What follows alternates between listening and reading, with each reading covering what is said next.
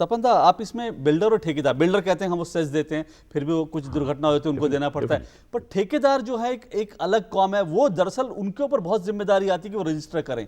तो आपको लगता है कि उनका एक रोल हो सकता है? ये जो सिस्टम है इसमें लेबर डिपार्टमेंट को रजिस्टर करना है, इसमें ये भी प्रोविजन है जो सर्टिफाई कौन करेगा।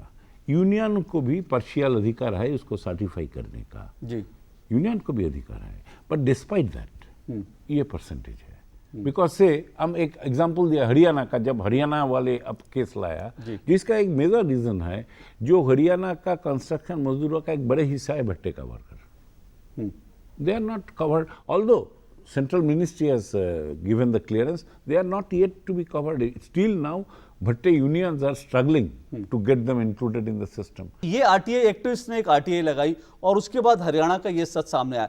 क्यों नहीं देश भर में मजदूरों की जो ऐसी समस्याएं हैं, आरटीआई लगाए, आंकड़े लाए, ये चीजें सामने आए, देश में बहस तो हो। श्रीवास्तव भाई, इसी में there are success stories also.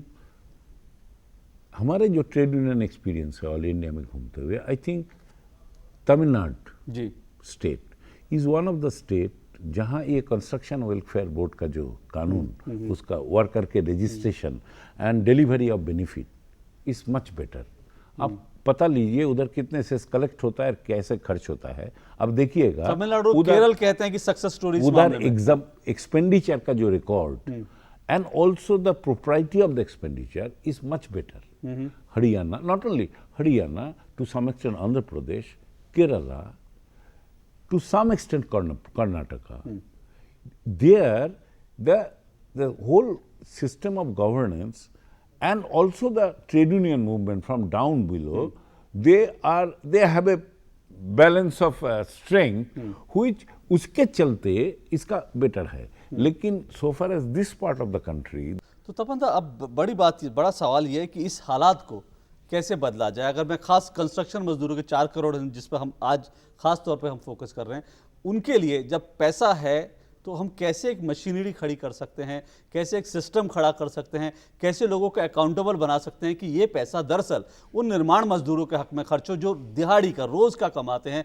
रोज का खाते हैं। देखिए, प्रशासन को स्ट्रीमलाइन करना होगा। प्रशासन जो इसी को हैंडल करेगा, इसको हैंडल करेगा, दे मस्ट बी सेंसिटाइज्ड। हम फिर एक छोटा सा मिसाल देते हैं। Yesterday I was speaking to director general ESIC. ESI में संगठित क्षेत्र जी, छोटा फैक्ट्री का एक मजदूर काम में जाने का टाइम एक्सीडेंट होके डेथ हो गया। स्कीम में प्रोविजन है, जो काम में आने का टाइम अगर कुछ एक्सीडेंट होता है उसको इन कोर्स ऑफ एम्प्लॉयमेंट माना जाता है, ईएसआई से कंपेंसेशन है। ईएसआई का अधिकारी जो ब्यूरोक्रेट बैठा है वो बोलता है तुम वही सड़क पे क्यों आया है, इसीलिए तुमको नहीं मिलेगा। देश भर में ऐसा अनुमान है कि करीब 50,000 करोड़ रुपया जमा है इन निर्माण मजदूरों के लिए, लेकिन ये पैसा खर्च नहीं हो रहा। इसी पर हम बात कर रहे हैं।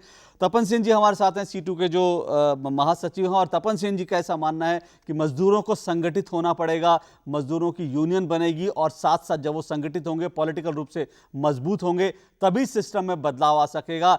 एक कोशिश हमारे साथ इस वक्त जुड़ रहे हैं अमिताभ ठाकुर। अमिताभ ठाकुर जी ने इस संबंध में एक कोशिश की है। अमिताभ जी, बहुत बहुत शुक्रिया आपका हमारे साथ जुड़ने के लिए। आपने इस मुद्दे पर जो जनहित याचिका दायर की है, दरअसल उसके पीछे क्या सोच रही, क्या मकसद रहा और क्या हासिल करना चाहते हैं आप उससे? आईआईटी कानपुर में मजदूरों का सबसे अधिक शोषण हो रहा है जी। मुझे यह बात बड़ी विचित्र लगी, क्योंकि मैं जब जितने दिन वहाँ रहा, मैंने इस विषय को नहीं देखा था, मेरा ध्यान कभी इस विषय पर नहीं गया था। तब उन्होंने मुझे डिटेल्स दिए, बताया कि कम से कम 9-10 लोग आईआईटी कानपुर में असंगठित क्षेत्र के मर गए हैं। यह मालूम हुआ कि जो लोग मर गए उन्हें मामूली पैसा दिया गया, जो उनके जो कॉन्ट्रैक्टर थे उन्होंने एक तरह से उनको दरकिनार कर दिया और दूध की मक्खी की तरफ फेंक दिया।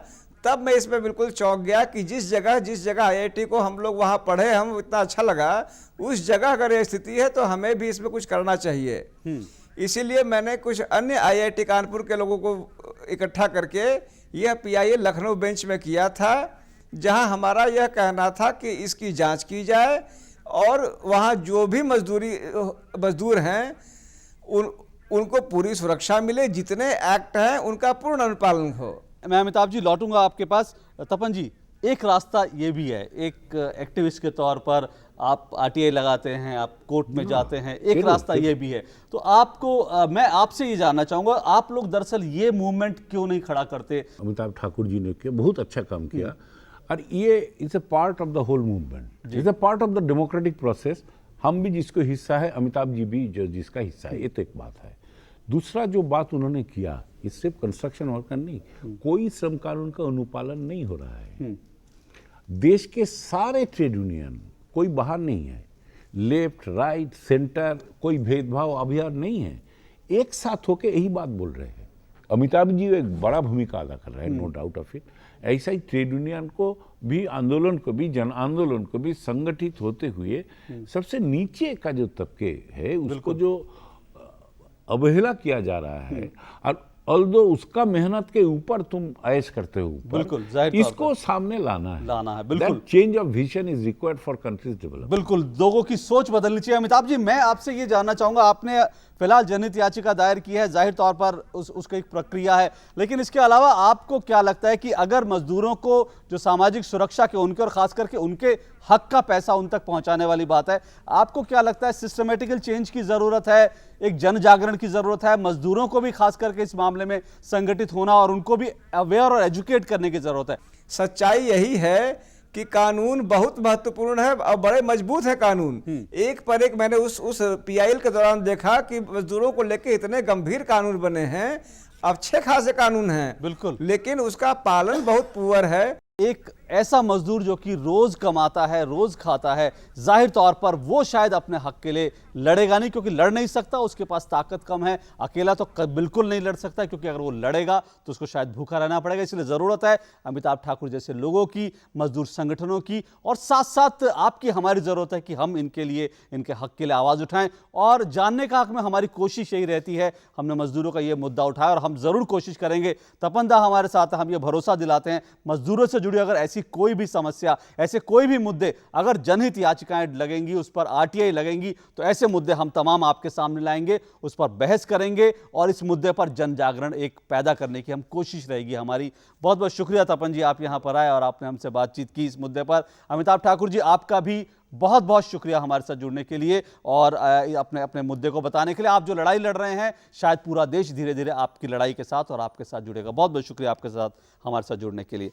बहरहाल, ये तो हमने आज खास बात की मजदूरों की, मजदूरों के हकों की बात की, लेकिन इस बीच आरटीआई को लेकर इस पूरे हफ्ते जो कुछ देश भर में होता रहा, वो सभी समेट के ला रहे हैं हमारे संवाददाता आरटीआई इस हफ्ते में। खबर राजधानी दिल्ली से है। दिल्ली में हर रोज तकरीबन 14 बच्चे लापता हो जाते हैं। सूचना के अधिकार कानून से ये पूरा मामला सामने आया है। आंकड़ों की अगर बात करें कि सन 2012 में करीब 4000 बच्चे लापता हुए थे, जबकि 2011 में 5000 से भी ज्यादा बच्चे लापता हुए थे, जबकि ये आंकड़ा 2010 में 2161 बच्चों के लापता होने का है। इस पूरे मामले में एक एनजीओ ने जो बच्चों के साथ काम करता है एनजीओ, उसने आरटीआई लगाई थी। इस पूरे मामले का खुलासा हुआ था। मामले में सबसे हैरान करने वाली बात यह है कि अब तक ऐसे बहुत सारे परिवार हैं जिनके बच्चे गुमशुदा हुए हैं, उनकी पुलिस ने एफआईआर भी दर्ज नहीं की है। जो माओवादी हैं वो आरटीआई से ये जानने की कोशिश कर रहे हैं कि जो इलाके में जो प्रोजेक्ट चलाए जा रहे हैं उसका कॉस्ट कितना है और उसके ठेकेदार कौन कौन हैं। इस तरीके के जो खबरें हैं वो आ रहे हैं कि जो ठेकेदार हैं उससे बाद में जो उनके प्रॉफिट मार्जिन है उसमें से 10 से लेकर के 30% तक उनसे रंगदारी वसूली करते हैं और उनसे मांग करते हैं कि इतना पैसा मुझे चाहिए। जो रांची जोन के जो आईजी हैं वो पूरे मामले की जांच पड़ताल कर रहे हैं और ऐसा माना जा रहा है कि जिससे सूचना लेने के लिए जिस नाम का प्रयोग कर रहे हैं वो किसी आम आदमी का है। ऐसे में देखना होगा और जांच पड़ताल जारी है, तब जाकर के इस मामले का खुलासा होगा कि आखिर माजरा क्या है। डाक विभाग जल्द ही जारी करेगा आरटीआई टिकट। सूचना के अधिकार कानून के तहत सूचनाएं हासिल करना अब और भी आसान हो जाएगा। केंद्रीय सूचना आयोग ने 10 रुपए का डाक टिकट, जो कि आरटीआई के तहत डाक टिकट है, उसे जारी करने का निर्देश दिया है, जिसके तहत देश भर के करीब 1.5 लाख डाकखानों में खोले जाएंगे विशेष काउंटर और जिन काउंटरों के तहत आपको आरटीआई टिकट मिल सकेगा। केंद्रीय सूचना आयोग का यह कदम वाकई काबिले गौर है। सुल्तानपुर उत्तर प्रदेश से ऐसी खबर आ रही है कि वहां पुलिस महकमे में एक आरटीआई लगाई। जो रिटायर्ड सिपाही हैं वो आरटीआई लगाकर ये जानना चाहा कि हमारा जो आयकर कटा था वो कहां किस खाते में जमा है, तो कुछ भी पता नहीं चल रहा है। अंबेडकर नगर एसपी ऑफिस में उन्होंने आरटीआई जब लगाई तो गोलमोल जवाब मिला, लेकिन इतना जरूर पता चला कि 12,361 रुपये और 13,758 रुपये की धनराशि तो कटी, लेकिन वो धनराशि की न रसीद मिली और न ही कोई जवाब मिल रहा है। वो सिपाही ने कहा है कि इसकी उच्च स्तरीय जांच होनी चाहिए, क्योंकि वो अकेले ऐसे सिपाही नहीं है, सैकड़ों ऐसे सिपाही हैं।